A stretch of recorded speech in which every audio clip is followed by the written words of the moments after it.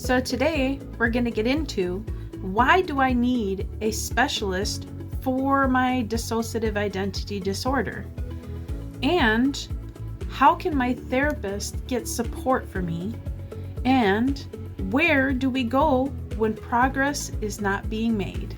So the reason I touch this subject is I feel that therapists struggle just the same as you do dealing with dissociative identity disorder. It is a very hard disorder to handle, especially if you're polyfragmented or you have struggles where you get stuck in a specific stage of your DID and you're not moving forward.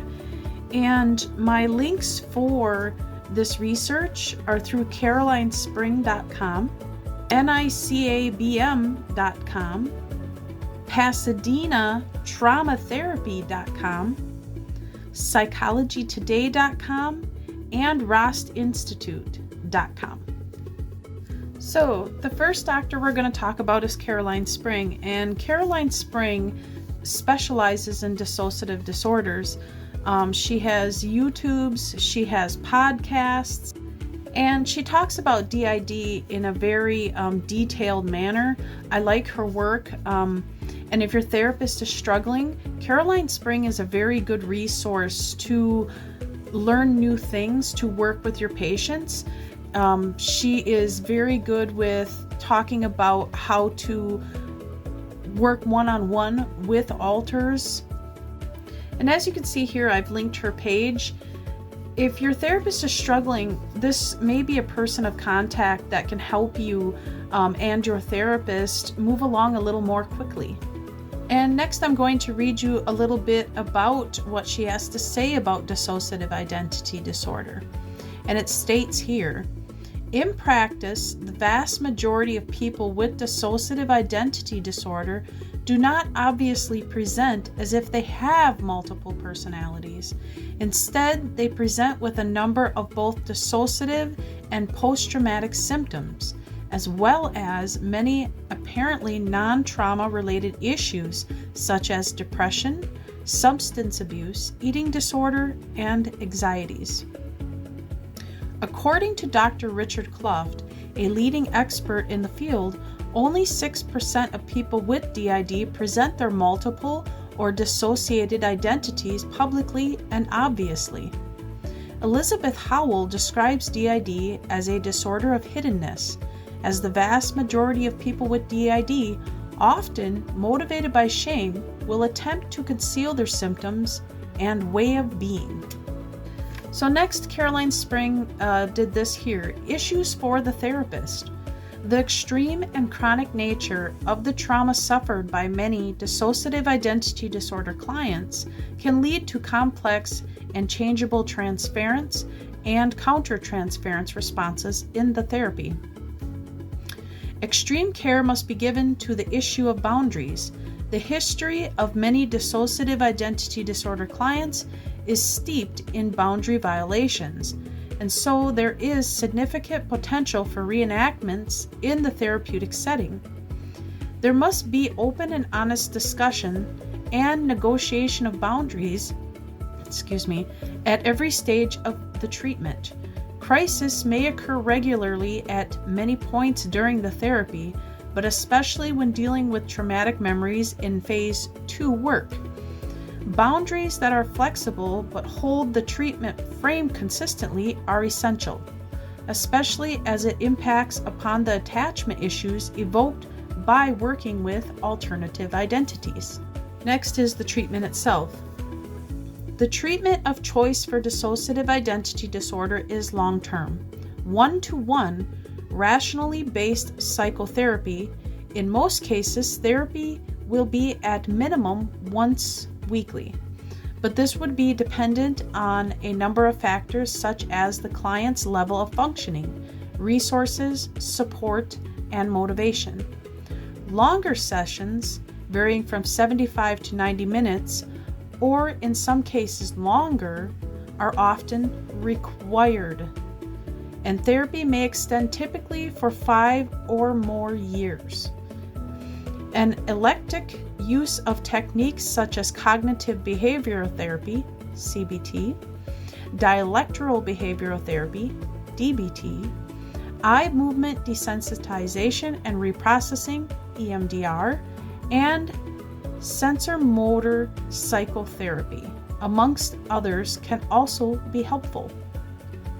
However, EMDR protocols need to be adjusted for working with DID as other than standard EMDR treatment, especially at the hands of a practitioner unfamiliar with dissociative disorders. This can lead to dangerous flooding of traumatic material and subsequent destabilization of the client. It is the quality of the relationship between therapist and client which is the predictor of therapeutic success. And so a warm, empathetic, consistent, engaged therapist who is willing to be flexible and work long-term with extremely distressing material is essential. Specialist supervision from someone experienced in working with dissociative disorders is advised, as is avoiding isolation by being part of supportive professional groups working in this field. Attention must be paid at all times to the risk of secondary traumatization due to extreme and prolonged nature of the abuse suffered by most dissociative identity disorder clients. And the reason I love that part of it is because it is very vital that if you have a new therapist and they are not, how do I put this? They may have had classes in some dissociative disorders, but if they haven't had the clinical hours, please have your therapist connect with somebody who has had years of working with dissociative identity disorder and can give you links and care and support as a therapist to help guide you with working with clients that have DID. It is important to bear in mind that the parts are not actually separate identities or personalities in one body, but rather parts of a single individual that are not yet functioning together in a smooth, coordinated, and flexible way. The ultimate work of therapy is to facilitate an increased coordination between these parts, so that they can indeed function together and perhaps even merge or fuse. By working on increased communication and cooperation between parts, often there is a corresponding increase in levels of co-consciousness, which can help the DID client to feel in much better control of their life. And that's all I have on Caroline Spring for now. If you'd like more information, please look her up or look up into her page. If your therapist is looking for resources, I recommend Caroline Spring. She's very good. So let's move on to the next. So next we're going to talk about Kathleen Steele, or Kathy Steele, doctor. And she also has some YouTubes and some podcasts out there that are available to view. Now, in Dr. Kathy's article here, she explains that according to what she knows is that there should be 5 things that a therapist should specialize in if they're going to treat you for dissociative identity disorder. And 1 is depersonalization. 2 is derealization. 3 is identity disturbance. 4 is identity alteration. And 5 is dissociative amnesia. And let's say your therapist doesn't specialize in these 5 items. These people help those therapists. So please keep that in mind. All the people that I'm showing today, some give free classes, some give free podcasts, some help support or to get scholarships to stuff to learn these things. So please keep that in mind while watching this video. So in Dr. Steele's page I'm reading here, I thought this was important, and it says, moving forward with treatment.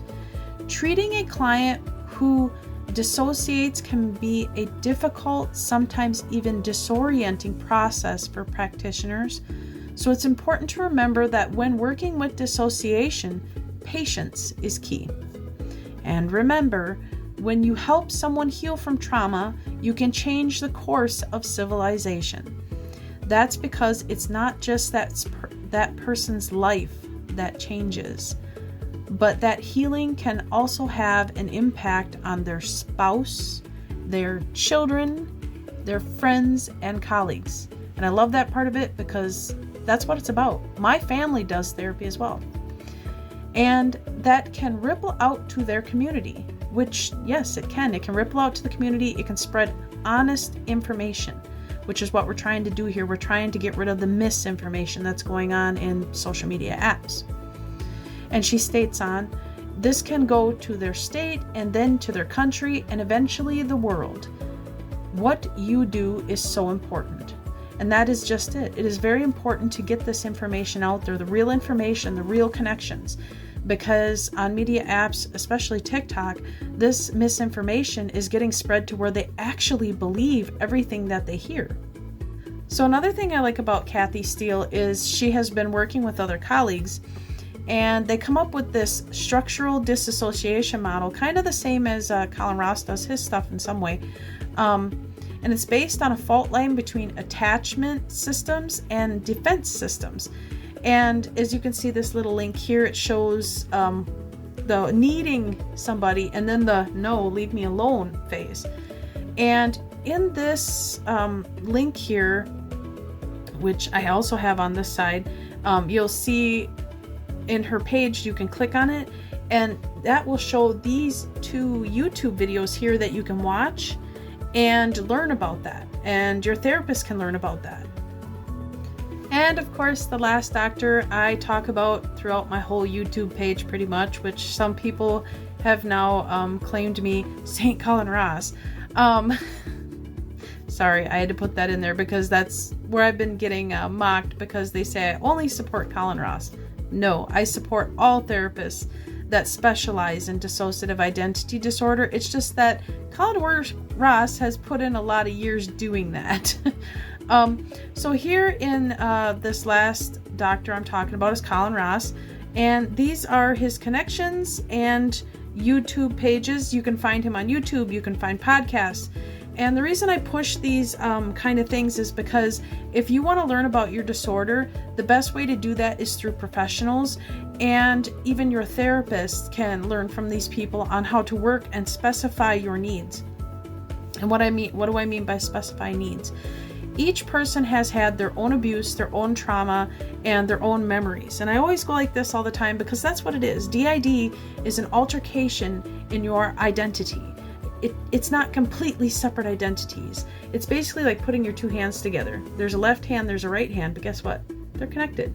And the idea is to help make them function together. So I hope that makes sense. But anyways, so Colin Ross's page here, he does a lot of free programs for therapists. He does a lot of in-clinic stuff. And please go watch his video. His video from the Colin Ross Institute is amazing, and it can give tons and tons of resources. He gives online classes. I can go on and on, but I'm not going to because there's more in all my videos if you want to learn more about Colin Ross. So these 2 links here and here, this one here is from the Pasadena Trauma Therapy Center. They have a number, and it states DID is very often misdiagnosed, misunderstood, and not taken seriously. Many of those clients have been diagnosed as bipolar, borderline schizophrenia, etc., when in reality they have a dissociative disorder. This presentation will help you understand the complexities in working with clients with DID, how to assess for it, and how to treat it. So if you notice, there's a number on the top of this, and there is a rental fee, but this is for your therapist only. This is something that they can learn from to help you as a client go through your healing process better. Now, this one here is through Psychology Today. And what this is it's Find a Dissociative Identity Disorder Therapist. And it's a pretty simple app, or pretty simple site, I'm sorry. So what you do is you type in your city, your zip, and your name, and it will help you find a specialist that specializes in DID issues.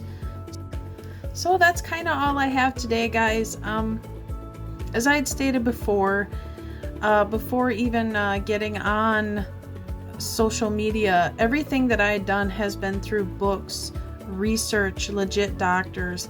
And, you know, if you do have DID, that is your best route. Please stay off the other apps like TikTok. It's, even though it may be claimed as real legit information, you can't just believe everything you hear. It's best to stick with these kind of people.